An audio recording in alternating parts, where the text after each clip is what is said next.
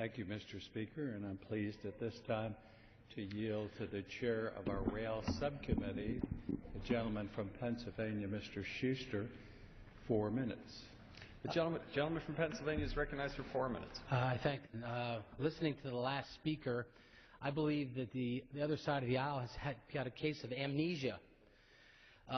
Because I was here in 2007 and 2011 when they had the majority in the House, the majority in the Senate, and the presidency, and they did nothing.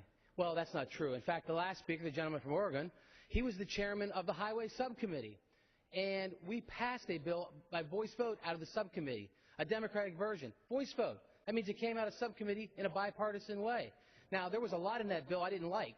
But it was probably what the gentleman, the last speaker, and the majority party wanted to do, is that's expand government control of the highway system, expand the decision-making process to the bureaucrats in Washington instead of allowing the people in the states to make more of those decisions. So it's startling to me to hear all the criticism and insults hurled at our side of the aisle. I do take offense to the fact they said we hate America. We love America.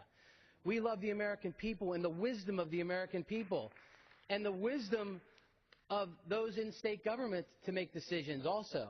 Now, I'm not one that wants to – I believe there is a national role in the transportation system of this country. It is a national policy. It's based on our founding. It's our history. We've always been part of this national system. So I want to pass a bill, a 5-year bill.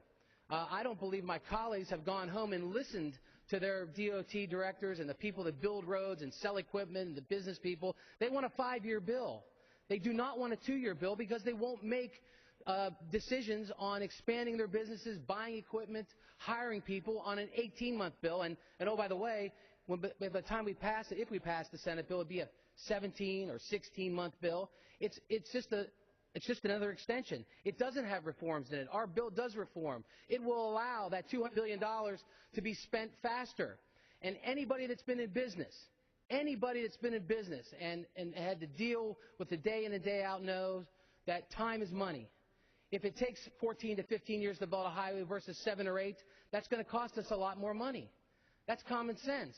That's why this bill, this 5-year bill, is a common sense bill, and we need to pass it. But I've come here to the floor today not to debate the 5-year bill because I believe it's the best way to go, but I've come here to support the bipartisan agreement. I thought it was a bipartisan agreement. I guess we'll find out shortly.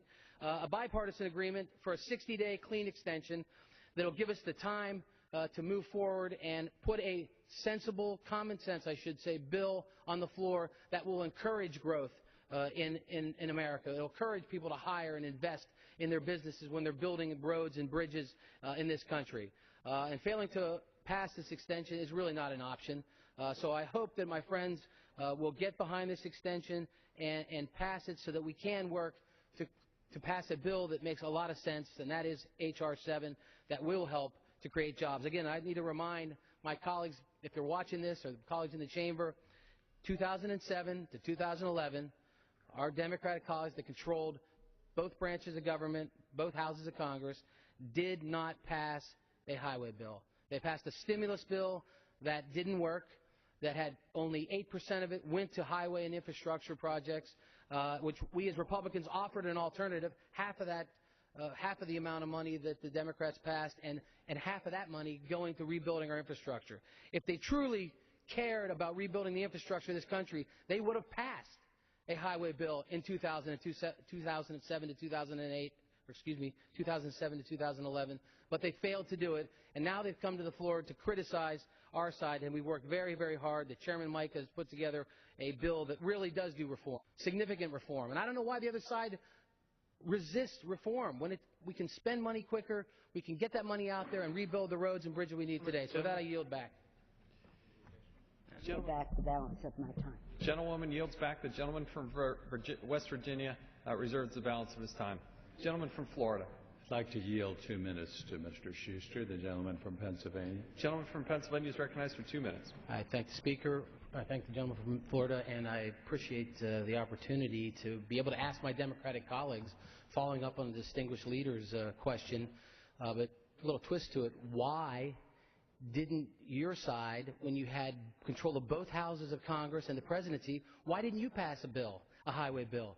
You had the votes. You could have done anything you wanted to. And in fact, the distinguished speaker that just spoke said that this is going to be the biggest jobs bill we pass. I thought your stimulus was supposed to be the biggest jobs bill we ever passed. It's amazing to me to come down here on the floor, so much respect for my colleagues on the other side of the aisle, but to hear this argument going around and round, and as I said earlier, there's amnesia on the other side of the aisle. You had control of Congress. The bill expired in 2009. You still had control of both houses and the presidency. You didn't pass a bill. And I'd also like to make note, if you look back in the history of the highway bill, we've never been in the financial situation that we are today.